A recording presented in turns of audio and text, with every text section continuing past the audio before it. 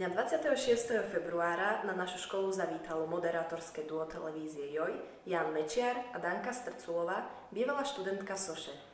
Najviac ich zaujalo samozrejme televízne štúdio, pán riaditeľ ich zobral aj do nášho školského múzea, no Jankovi Mečiarovi sa aj tak najviac páčil náš školský robot, s ktorým si urobil dokonca aj selfie.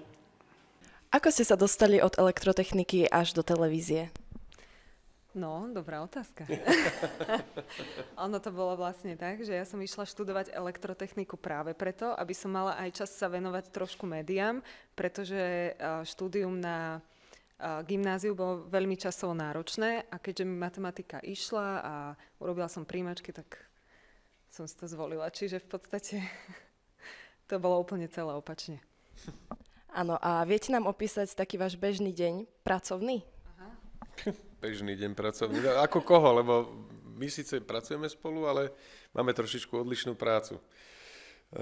Ja keď mám hovoriť za seba, tak prídem ráno, neviem, o nejakej 9, pol 10 do práce, tam si pripravujem noviny o 12, potom skončia noviny o 12 a v podstate hneď sa začínam pripravovať na noviny o 17 a po noviniach o 17 sa začínam pripravovať na večerné noviny. Danka to má trošku inak. Ja robím buď reportáž, alebo robím noviny o 17, čiže ja prídem ráno. Keď mám reportáž 8:30 do práce, je porada a pripravujem reportáž, čiže beháme a nestíhame. A potom, keď sú 17, tak prídeme tiež do práce, schvália nám tému, tam si tiež pripravujeme vlastné veci. A zase beháme a nestíhame. Čiže ja tak hovorím, že práca novinára je v podstate v tom, že ráno sa zobudíme, dáme si kávu a potom nestíhame. A potom prídeme domov, najeme sa a ideme spať, aby sme na druhý deň vládali nestíhať, ale nie. Máme aj veľa aktivít, že cvičíme jogu napríklad. No, ako kto? On je lenivý, ale máme priamo v televízii fitness centrum, kde si môžeme ísť zacvičiť, taká v podstate malá miestnosť, ktorú sme si sami.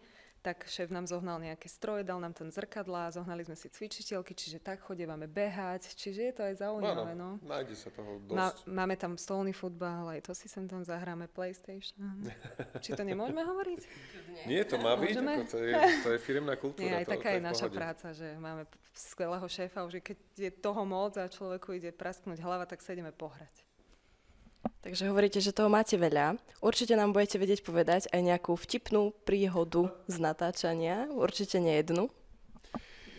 Vtipnú príhodu? No mne to vtipné nepripadalo. To boli isté niektoré noviny, a bolo to možno pred 3 či 4 mesiacmi.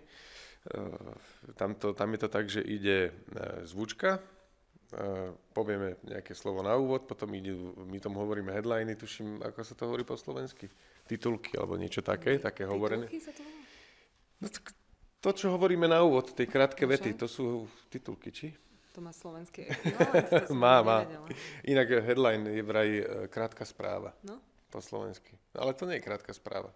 To je titulok. Tak prosto tá upútavka, že čo uvidia v novinách, to máme. No, aby sme sa dostali k tej veselej príhode. No, čiže úvod, headliny a na mňa vyšlo hneď prvé zahlásenie. A ako ma strihli, ja som sa nadýchol a vtedy mi zabehlo. A skončil som a nevedel som povedať ani slovo a keďže bol taký detailný záber presne na mňa, tak som s takým chrapetavým hlasom, tak som mal oči vonku, tak som ukazoval, že niekto to hovorí, Lucia. Ona sedela vtedy vedľa mňa, nie Danka, ale Lucia, lebo to boli večerné noviny.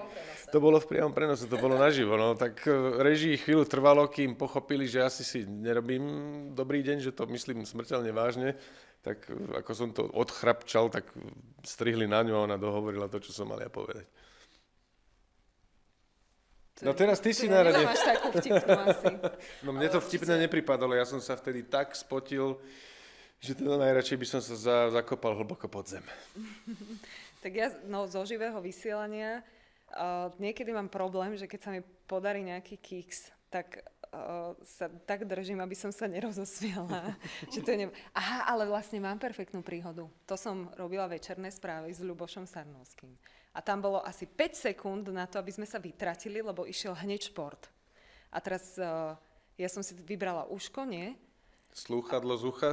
Slúchadlo, čo máme režiséra na uchu, tak uško som si vybrala, lenže som zabudla mikrofón, ktorý je pripevnený k stolu.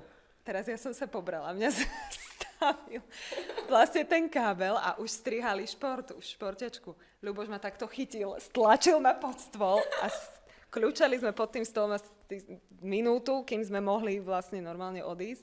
Lenka, tá infarktový stav, lebo tá nevedela tiež, že čo sa bude diať, našťastie sme to prežili, no.